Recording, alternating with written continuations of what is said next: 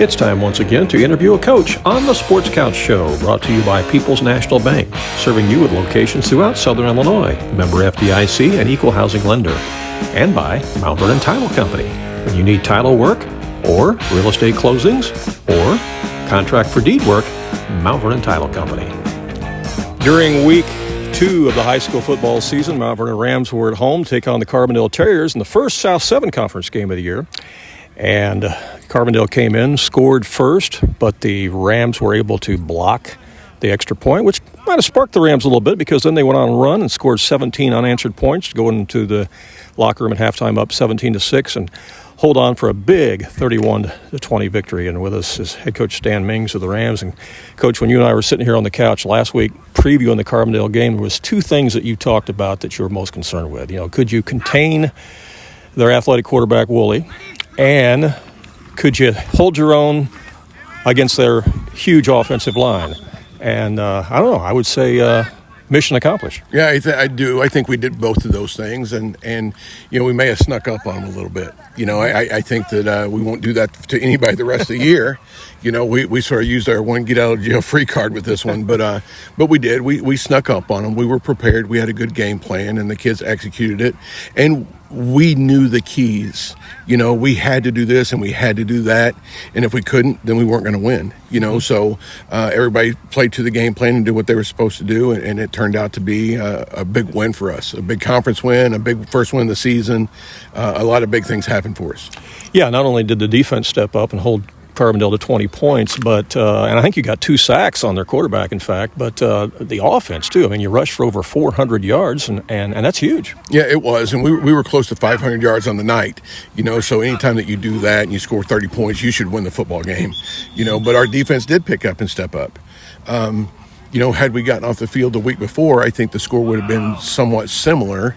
We just weren't ready for that stage at that moment, and the kids grew up a lot, you know, and we had a little bit of soul searching, and between week 1 and week 2, you're supposed to show your biggest improvement, and I think that we did, especially on the defensive side. So we felt pretty good, and you know, Rose came up with a couple big sacks on the quarterback, and we kept him contained, and which was my fear. You know, had he gotten out and got going, it could have got us, and he showed it. You know, he had 2 or 3 long touchdown passes, but the one right before the half that they got a penalty on, that was a deep ball. Yeah. You know, I mean, so he had all the talent, but we really kept him contained as much as we could, and I thought we did a pretty good job. Big field goal in that first half by Truman Carnine. Yeah, and you know, if we get in those situations, we're going to kick every time. You know, I mean, it's just something. I don't know that you can ever say it's an automatic point, but it's pretty close. You know, when we're at 30 yards, I mean, he may be able to kick that with his other foot. You know, I mean, but honestly, yeah. I mean, because of soccer background, he probably can. Right. But no, we're going to try to get those scores, and we're not going to try to leave points on the field. You know, whereas sometimes I think last year, maybe not the year before, but last year, I think we went for it a couple times, and in some situations where maybe we could have kicked. You know, we came away with no points. You know, anytime that you can put points on the board, you know, crooked numbers are always good. Yeah. Going into week 3, sitting here 1-1 overall, 1-0 in the South 7 Conference. Marion's coming to town this week. We'll get to them in just a moment. But sitting here watching practice with you today, Coach, I see a lot of fine-tuning going on. You're working on fine-tuning a lot of things. It is. I mean, we everything's in. You know, everything is in. We have got to work to become as perfect as we can, and knowing that we're never going to achieve it. You know, but it's that effort to just keep getting better at the little things, the little fundamental things, reteaching a skill that you taught maybe in the summer that you have to come back and reteach, where now they understand what you're talking about. So it is. We're just you know, trying to do the best we can, you know, to stay as healthy as we can, and you know, that's basically what we're doing, just trying to stay healthy. Marion Wildcats come to town, and it's no secret, Marion's been a good football team for several years now, and they're going to come back with some good guys again this year. So that's going to be a pivotal game in the schedule this week. It's good to be playing it here at home at Ken Hunt Stadium. What concerns you the most about the Wildcats as they come to town? Well, we've got 2 films on them. I mean, obviously everybody makes mistakes, but they play as close to mistake-free football as you can get. They are assignment sound. You know, they do their jobs to the best of their abilities, and they just there's no glaring mistakes. They just don't make any. They don't miss blocks. They don't miss cuts. They run where they're supposed to. They block how they're supposed to. They do a really good job of just the fundamentals on both sides of the ball. Defensively, they're going to come and strike you, and they're going to hit you in the kneecaps, and they're going to do those types of things. But offensively, they just play as close to mistake-free football as you can get. Mm-hmm. Yeah, that's definitely a concern. We understand Kerry is back in some capacity down there. I'm not sure what all he's doing down there, but he's got his hand in it somehow. Well, I would assume that it has something to do with the offense. Probably. I would assume it has something to do with the offense. Kerry's a great football coach, and he's done his time. Yeah. And now, he sort of strikes me as like what Coach Pankos did for me. Mm-hmm. Whenever I first got hired back in 2000, here, and sort of the legend, he could have walked away, and he could have sort of left things, to our own devices. But, Brad stuck around, and he really helped us establish the football program again and help, just being that sounding board and somebody to listen to, somebody that's been there and done that. And I think that's where Kerry becomes incredibly valuable. Now, I don't know if he's calling the plays. I don't know exactly what he's doing. But if he's doing that same sort of role that Coach Pankos did for me, that's a good thing for Marion. Yeah. Well, we're sitting here talking about the varsity game, but, I noticed a moment ago here in practice, I saw you working with the JV guys. Of course, they lost last night to Carbondale, 14-0. And I saw you working with a lot of the JV guys tonight, particularly working on blocking schemes and footwork and things like that to try to, help them get along better.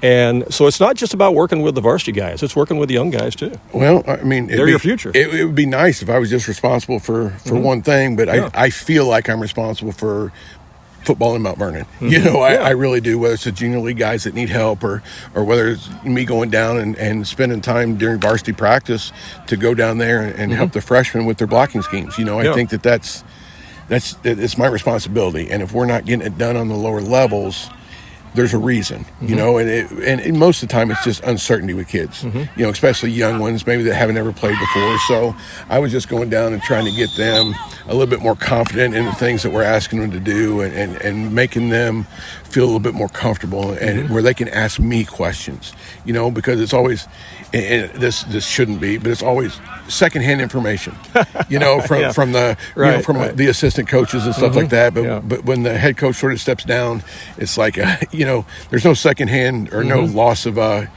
nothing's lost in interpretation here. Right. This is what I want. This is how I want you to do it. So do it this way. And they were receptive, and they got better today. In my opinion, they got better today. And, just watching what we're doing up here varsity-wise, varsity is getting better every time. But we just make so many mistakes, and that's been our focus this week. Last week was you got to have some heart. Yeah. You got to play tough and you got to fight somebody a little bit. Well, this week we're hoping that lesson carries over, and now we've got to become as sound as we possibly can become in our schemes and our execution on the varsity level. Well, I noticed you were double-digit turnovers again last week, and that's something you got to get back down to the single digits. Penalties. Yeah, penalties. I said penalties. Yeah. Turnovers, penalties. Yeah. You don't win if you're double-digit. You don't want to be double-digit turnovers. Penalties. But, and we were, and it was. I don't think they were as egregious as the ones the week before. The ones that just make you want to bang your head against the wall. Although after the first drive, about right before Carbondale scored that first, I called a timeout, and I went out and I had sort of a discussion with our defense, and it's a private conversation, but I'm sure anybody in Jefferson County probably heard it. Right. I'm pretty positive that everybody on the field in Jefferson County may have heard my private conversation, but they responded, and we just have to do better. We had 4 penalties in the first drive. Yeah. So I had to try to, put a Band-Aid on it somehow, and it worked to an extent.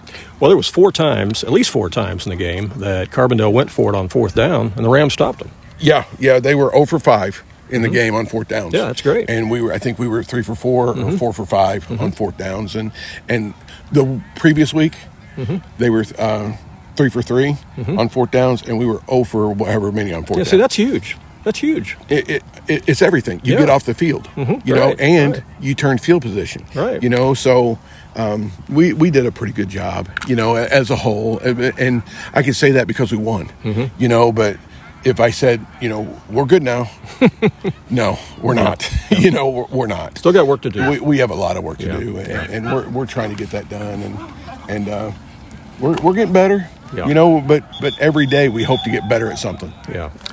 All right. Again, it's the Marion Wildcats here at Ken Hunt Stadium against the Rams this weekend. Everybody come on out and watch it. It's going to be a big game. Wear your galoshes. you know, if I have to give some advice, I think Isabella's coming to visit, Could be. or whoever she is this time. Could be. That's right. Those storms have more personalities than I don't know, but yeah, we might have some rain. That's where the turf's going to come in handy. Yeah, it is. We won't notice it down here. You'll notice it in the stands. Right. But bring umbrellas. That doesn't mean don't come. Right. That means bring umbrellas. Exactly. But come. Exactly. So Right. because it really does matter. Yeah. Coach, appreciate the visit. You got it. Thank you.